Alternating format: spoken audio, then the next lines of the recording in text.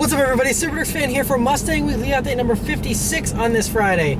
So, what's new with the Mustang? Well, I just want to thank you all for your support on the Camaro review.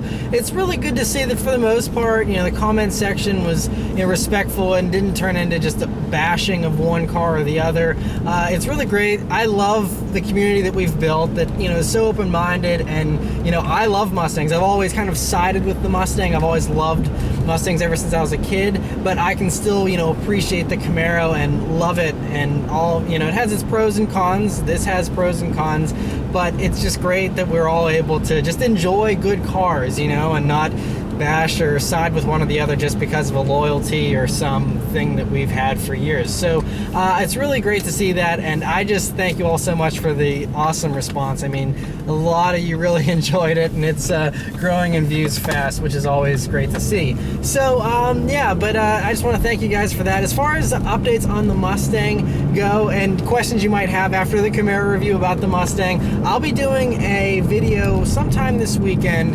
explaining all, just basically comparing this car to the Camaro, and which one would I pick, and vice versa, just kind of going through all the different things that are good and bad about the two, and kind of comparing them more. I actually talked a lot about how this compares to the Camaro in the Camaro review, but I cut that stuff out for time's sake because I didn't want to make the video super long, the review. So I cut a lot of the stuff out, so I'll probably be including some of that unseen footage from the review that I cut out, and including some of that as well.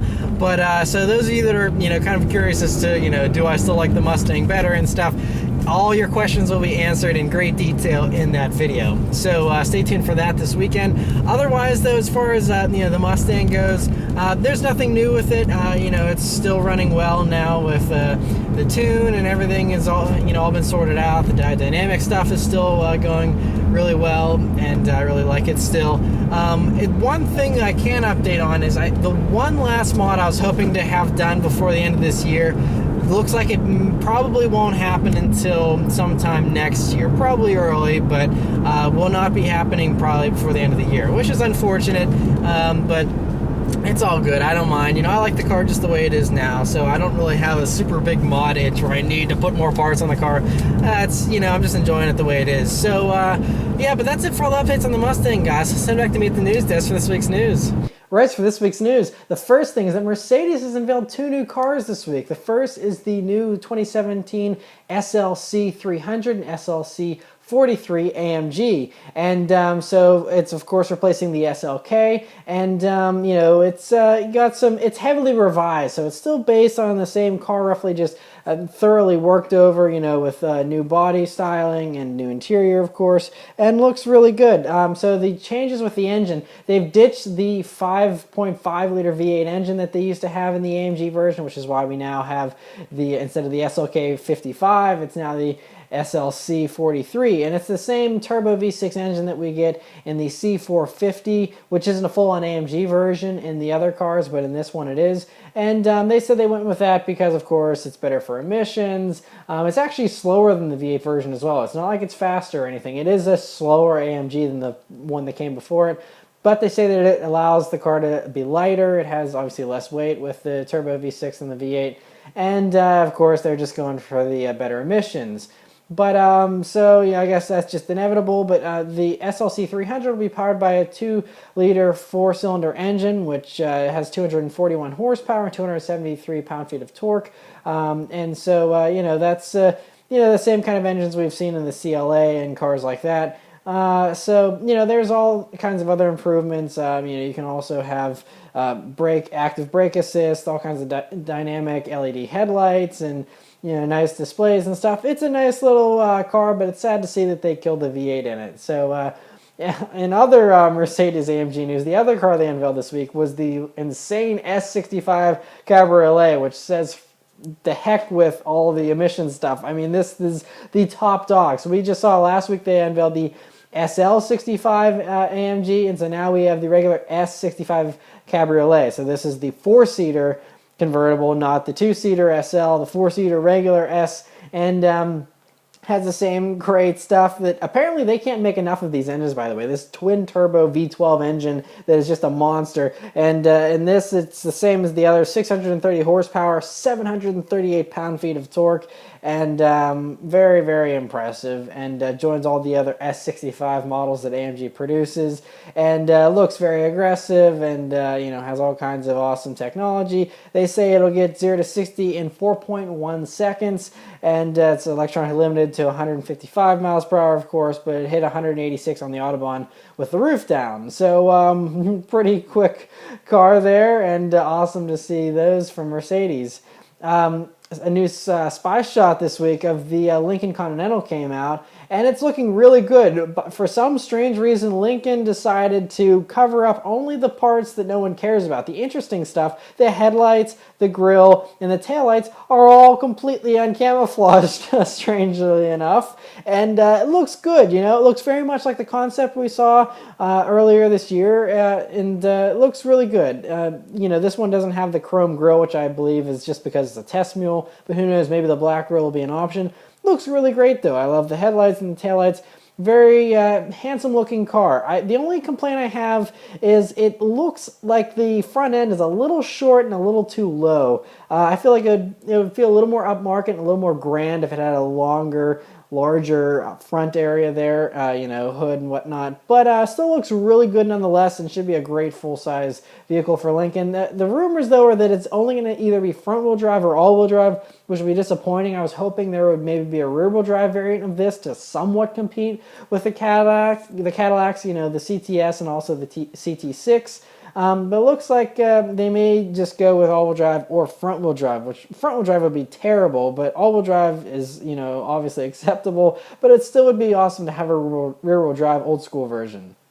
Other Ford news is they officially announced they're going to be debuting the 2017 Ford Fusion at the Detroit Auto Show next month. And we already saw a leaked picture of what it's probably going to look like. And, it's just a refresh on the existing car, which is already a very good-looking car. And they just are trying to tease for the Detroit Auto Show here. It should have some improvements, to efficiency and whatnot as well. But cool to see that. Some exciting news from Infiniti is they've officially announced that the new 2016 Infiniti Q50 is going to be getting the 400 horsepower twin-turbo V6 engine, the same one that is going to be in the performance version of the Q60 coupe that we are, been seeing spy shots of, and we saw the concept back at Detroit this past year. And so we now know that awesome engine is going to be in the Q50, and I reviewed the Q50. I really enjoyed it, but I felt that it could use a little more power, and this could totally do it. Obviously, it's not the Eau Rouge that we were hoping for with the GTR engine in it, but this is a good close second. So exciting to see that engine. And other news is they actually also got rid of the V6 completely. They still have the hybrid version, which incorporates that motor, I believe. But they, as far as the base engine, they're now using a 2-liter turbocharged engine, the same one in the Mercedes-Benz CLA. It does like 200 and some odd horsepower, 208 horsepower, I believe.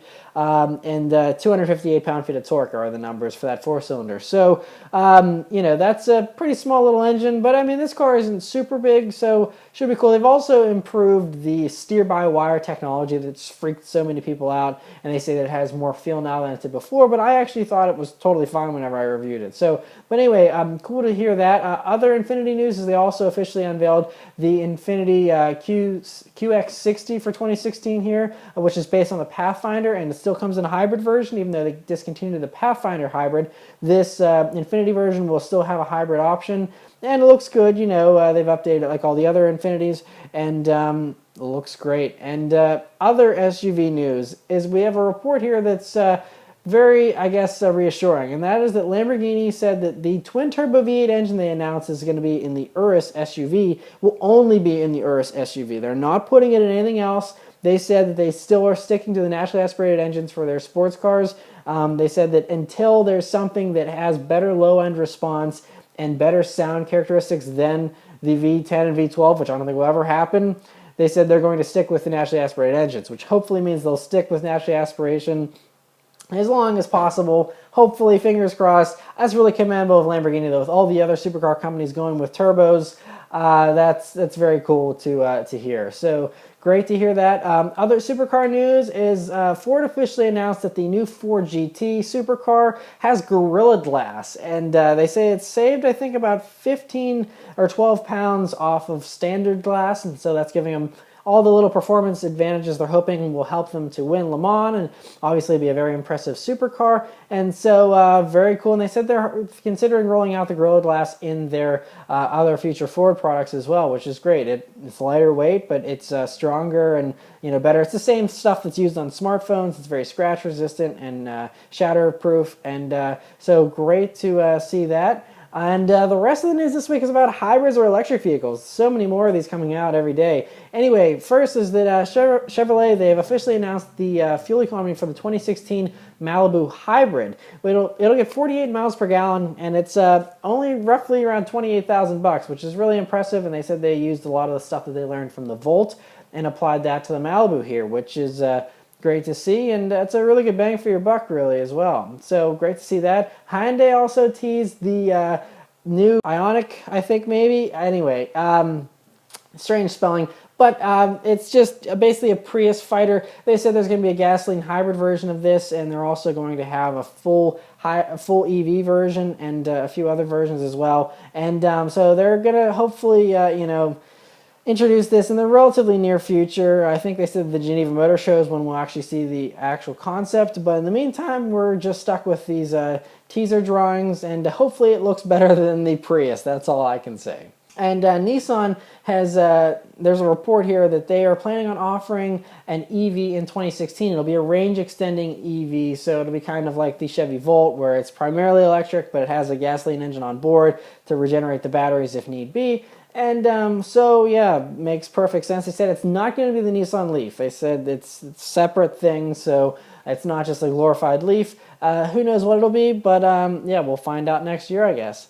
And the last bit of news is a sad thing about Tesla. They have the awesome Autopilot feature that has been kind of controversial, though, because unfortunately, it looks like this feature may be ruined by some not so smart people that have been abusing the technology. So we've seen people that have put on Autopilot and hopped in the back seat of their car and let it drive them and do all kinds of other stupid things. People have gotten speeding tickets in them and stuff like that. And so because of these abuses to the technology, Tesla, there's a report that they may be dialing back some of the functionality of Autopilot, which seems like an enormous mistake in my opinion, because even if there are people that are abusing this technology, it's like anything else in a car. The car is controlled by the driver.